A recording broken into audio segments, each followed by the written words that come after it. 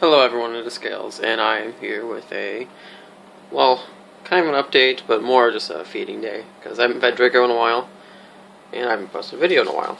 Well, he wants it. So I'm going to feed the dragon, and today is Friday, so I'll be feeding the turtle too. African side turtle. See, he's okay. What we have here is a beautiful dish.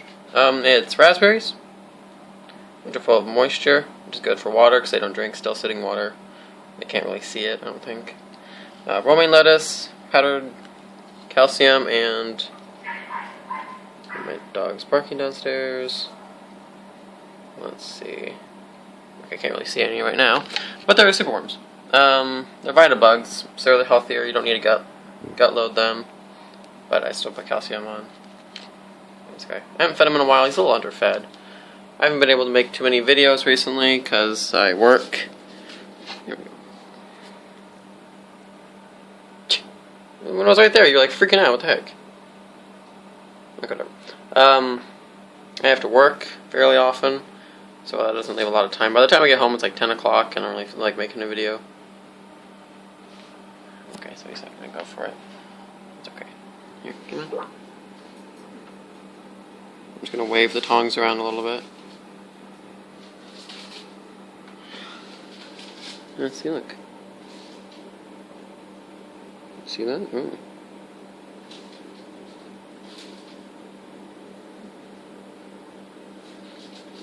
Can I get it?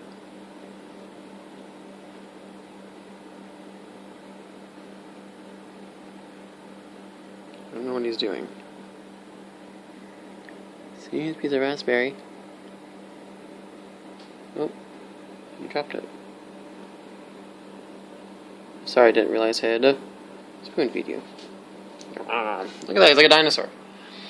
It's like a big piece of flesh or something. It was so evil. This glass is really dirty. No matter what I do, I can never clean it. What are you doing? Don't do that.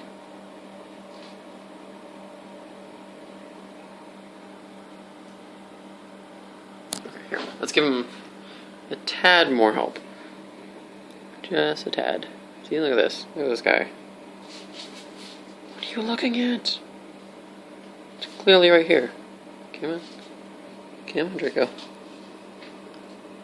Right there. Oh, who's got it? Who's got it? Oh, there you go. So, as you may know, he doesn't really eat too much right now, actively on camera or anything like that. Later in the day, he usually eats it when I'm not watching.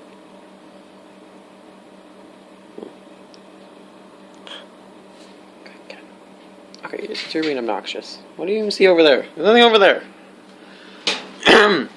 There's nothing right there. All the good stuff is just right there. Why don't you eat it? Do you see your own reflection? You got like a little bit of goob on your chin. Oh, there we go.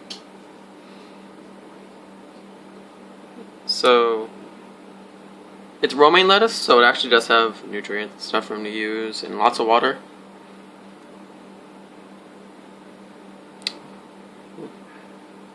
But berries and fruits give bearded dragons diarrhea sometimes because their body can't process that much water super efficiently. Don't look at me. Eat. There you go. Sometimes he listens, sometimes he doesn't. I don't know why.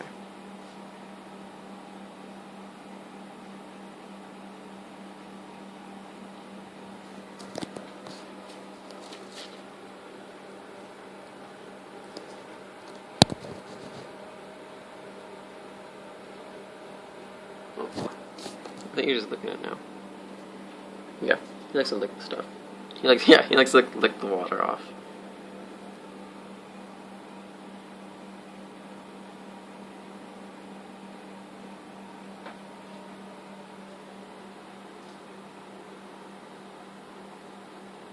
Okay.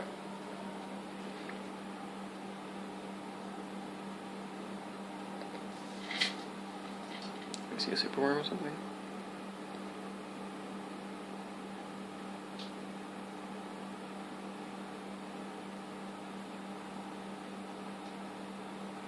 So romaine lettuce is good for them, but iceberg lettuce is not. Iceberg lettuce is just pretty much water. Can't stress that enough. Some people get them mixed up or something. So,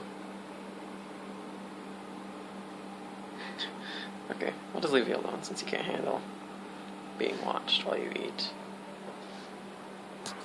So Draco is just my. See if I can talk now. Look at that tail; it's like straight up. Oh, it's resting on this hut behind. It is just my regular bearded dragon. Now you're just gonna look. He's in a 40-gallon breeder tank. UVA, UVB heat bulb. I don't really have very good temperature reading. It's about 90 degrees. That's pretty warm. Just a little like broken rock shelter I had for leopard geckos that I dropped. Cleaned it off and gave it to Draco. I don't have leopard geckos anymore, but that was years ago. Just basic rock that I can bask on and get warm. And it's have a hut, which he goes into at night. And I never use any kind of substrate because he might just eat it up accidentally. So I just use newspaper. It's easy to clean up because they're super messy. Okay. Let's go over to Squirtle. I changed up. We didn't change up a lot of things. There's a few things that are new. Here. Turn the light on. There we go. Okay. There's a few new things with Squirtle. African side neck turtle. I got a tank heater, which I don't even think is on right now. So, a lot of useful out of this. It's Exoterra, aquatic turtle heater, I think it was just called. But you can use it for like amphibians and too. Is it a rock? What's base food? I got a new Cuttlebone. Oh wait, more about the heater. I got the heater. My dog is barking. Always barking. Schizophrenic weirdo. I got the heater. I never liked getting heaters. It was mostly just because reptiles go into water to cool down. So it'd be kind of pointless to get a heater for the water. Like when reptiles get too hot from basking, which I have. Yeah, I changed this up. I only have one bulb now. It's UVA, UVB heat bulb. Power Sun, I think they call it. Hey, where's my thing lubber? There we go. It's not super warm in here like it really should be. I have a space heater. Hopefully keep the air temperature around a little bit warmer. So I never really gotten one before. It was like $40, a little unexpected. But I keep it there, it keeps it warm, so she'll stay alive, be happier, I guess. During winter, or like at least the cold months, I'll keep it on. But during summer and warm spring, I'll take it out, clean it off, and put it into storage. I just cleaned her tank like 2 days ago, and it looks super clear compared to what it was before. It also had like a ton of algae, so I got rid of that. I think this rock is a fossil, actually. You see a little swirliness? I found that in the river. Hello. Yes, it's your feeding day. I'll get to that in a second. I gotta explain. What else? Oh, tongs. I got new tongs. They're awful. Don't get them. My birthday, I bought them for myself. Yeah, they're not really that good. They're not bad. I got them. See, also Exoterra. It was like $7, so I got it. I thought they were cool, bamboo. Kind of went along with like the swamp bayou kind of setup I'm trying to show. A little Billy. But mostly, I got it for the African clawed frog, because you're not supposed to use metal with them. You're not supposed to. It's bad for them. It releases, I don't know, like some kind of rust. Even though it's stainless steel, I don't use tongs because it screws up their water and it could kill them, and I don't want that. I'm not going to show you the clawed frog. It's always super dark over there. I never have a light on, so I'm just going to leave him alone. I just keep feeding him. What do I keep feeding him? Here, I have it. I feed him this stuff, Liptoman, but I feed him the baby shrimp and the krill. One of those, and he gobbles them up, and of course segments of earthworm. Not you. You don't get that. Well, I guess you do. I guess you can't eat them. A couple more things. I got from Petco a few snails. I don't know where they went. They're only out during nighttime. And they look just like rocks, so I never can find them.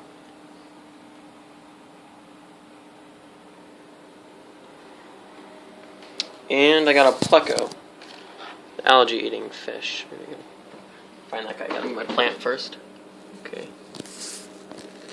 I tried to build this place up like a fortress. You can't really see it. You in there? Should be in there. It stays in there all the time. I tried to build up the basking spot like a fortress, almost like a castle for it, because the last time I gave Squirtle a pleco, didn't have anywhere to hide, so it got like devoured within like a day. Like, that was a long time ago. That was like a different tank. That was like years ago.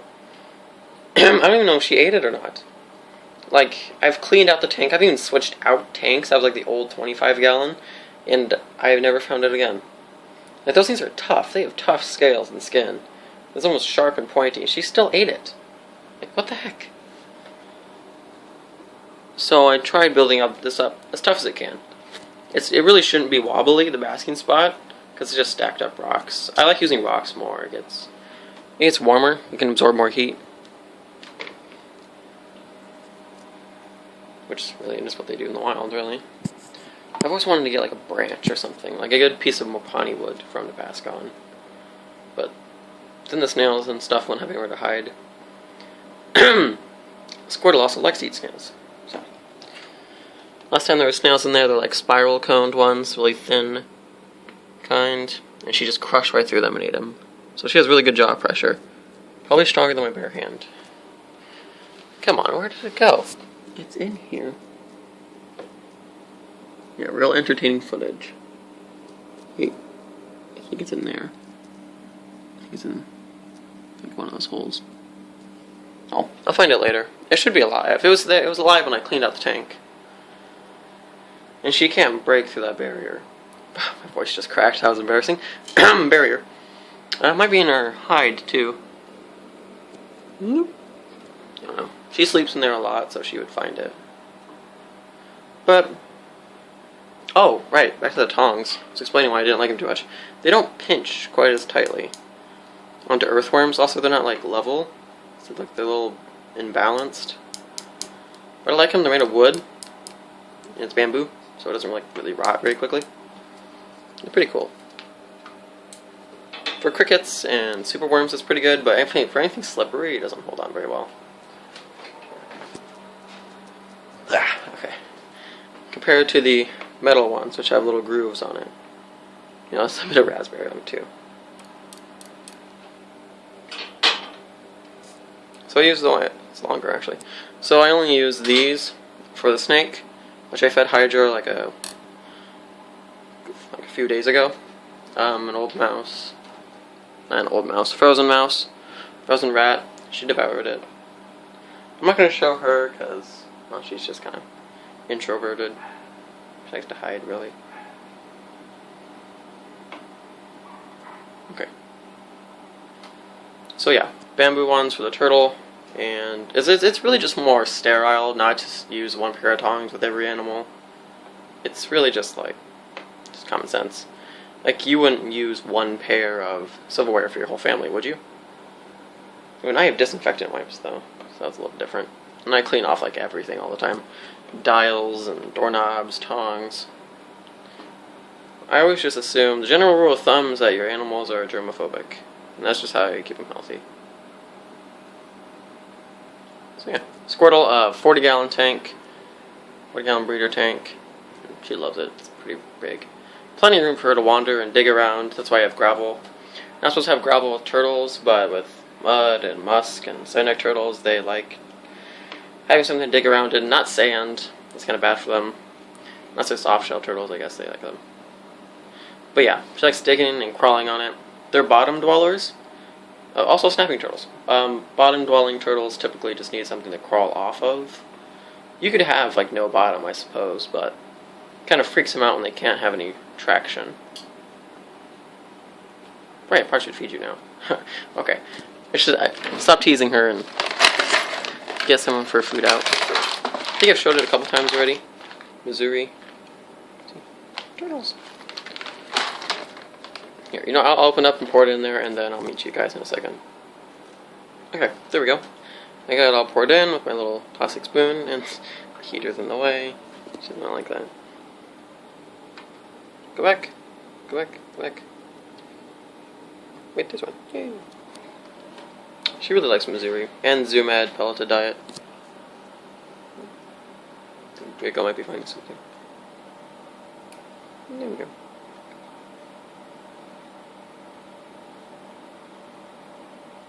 The fish like to peck at them too.